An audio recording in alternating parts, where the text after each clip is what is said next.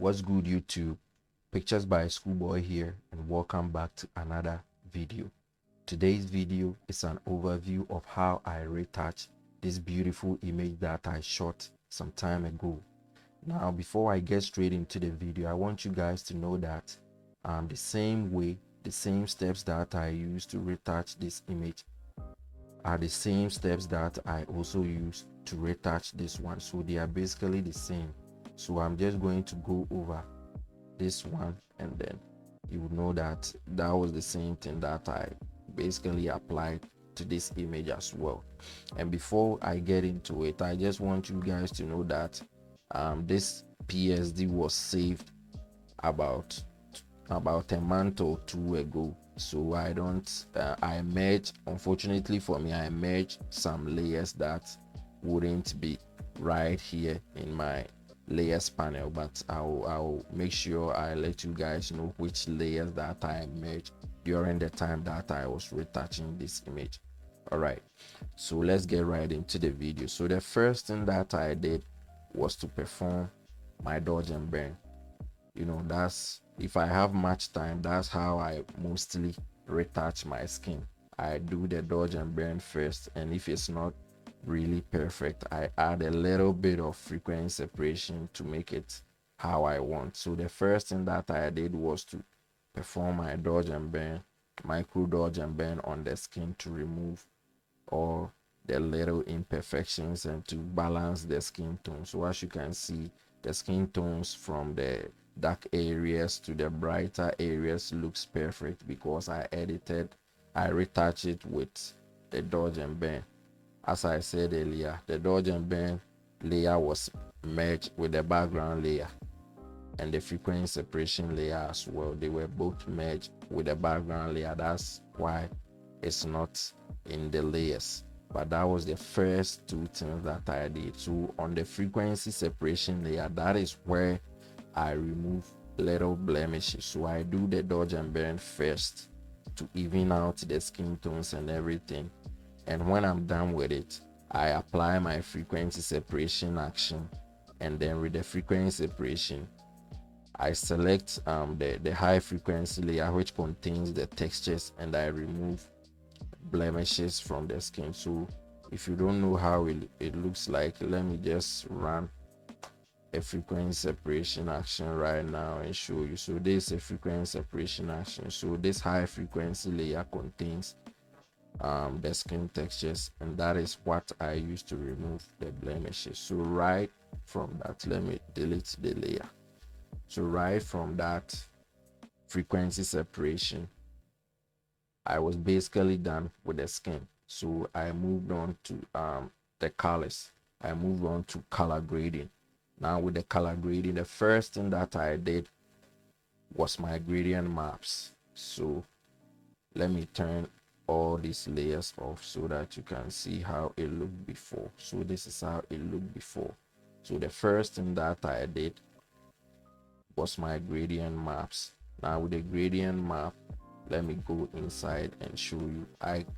I created a gradient map adjustment layer, and then I selected the colors on the skin. So that's what I always do. I have a video on that, on how to color grade with gradient map. So that's how I did it. That's how I got these perfect skin tones. So I selected the colors from the skin. So as you can see, the darker areas, I selected the colors, and then the brighter areas too, I selected the colors from the brighter areas, like her forehead like this.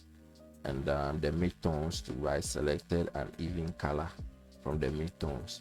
And then that is how I graded using the gradient map. So right after it, I brought the opacity down to 30%. So if I turn it all the way up to 100%, this is how it looked. This is how it looks. So I brought the opacity down to 30%, and I think that was fine. Now the next thing that I did was a selective color adjustment layer.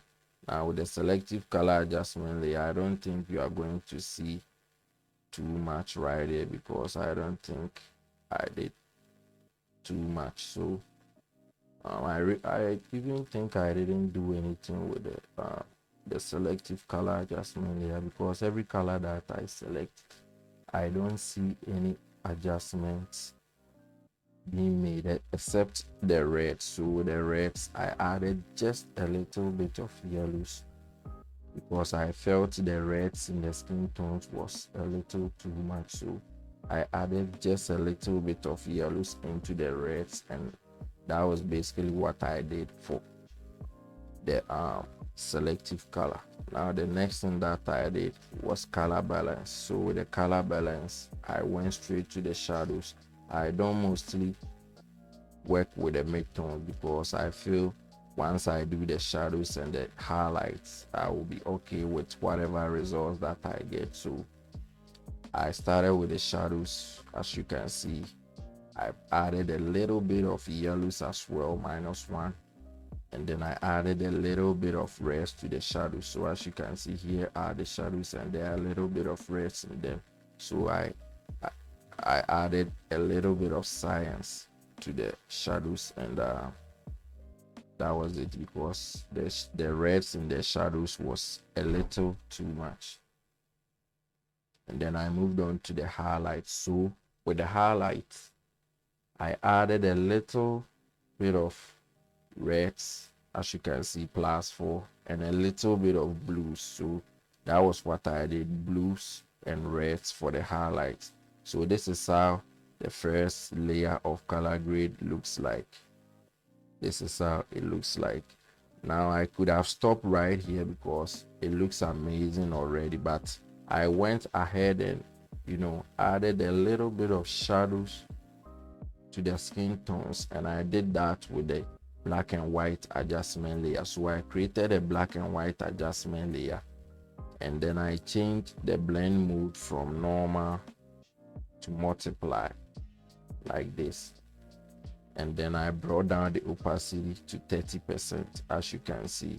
So if I turn it all the way up to 100%, as you can see, the skin looks really dark, but I wanted it to be subtle, so I brought it down to 30%, and I think that was okay. So anytime I add a little bit of darkness to the entire image or the skin tones, I think I added this to only the skin tones. Let me turn. Yeah, I added it to only the skin tones. So as you can see, I've maxed it out and clean it from the background. So I added it to only the skin tones because the background is already dark. So the thing I always do is add a little bit of blues to complement the darkness that I've added to the image. So I went ahead to my photo filter and selected the first cooling filter, and then as you can see, this is how it looks. But I think here was a little too much. It was affecting the teeth and the eyes, so I brought it down to about 36%, and I felt that was fine. And also it helped reduce the reds and the yellows just a little bit. So if you pay close attention, if I turn it on, this is how it looks, and if I turn it off, this is how it looks. It's very little, but it really works for me. So the next thing that I did was to add just a little bit of levels to open up the colors a little bit, just to balance it out. So I brought in my white, I opened my highlights just a little bit, and I added a little bit of shadows as well.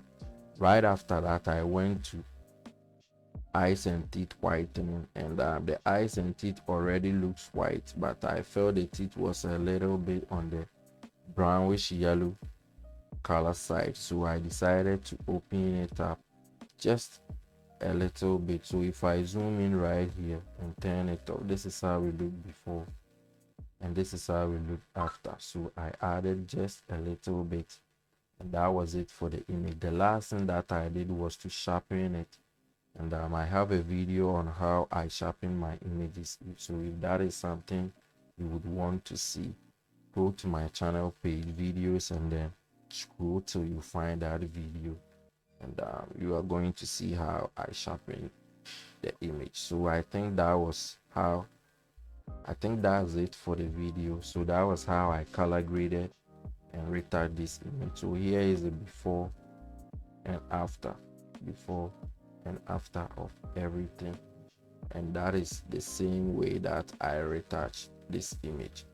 But this image was, the lighting of this image was different from the lighting of this. That is why it looks a little bit different, but I basically follow the same steps and the same procedures. So that will be the end of today's video. If you did learn something new, consider subscribing. We are really close to 1,000 subscribers, so please consider subscribing. Leave some comments down below, and I'll see you guys in my next video. Peace out.